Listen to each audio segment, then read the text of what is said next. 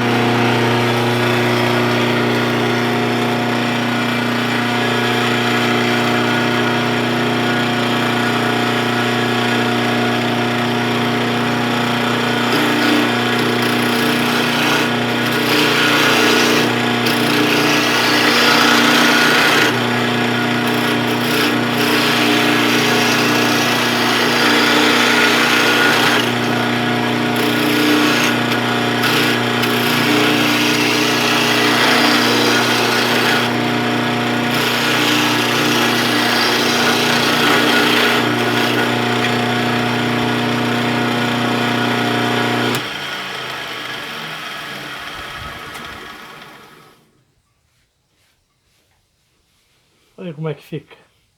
Está começando a agarrar a moldura da madeira, a grossura da madeira, né? Está começando a chegar a grossura certa, viu?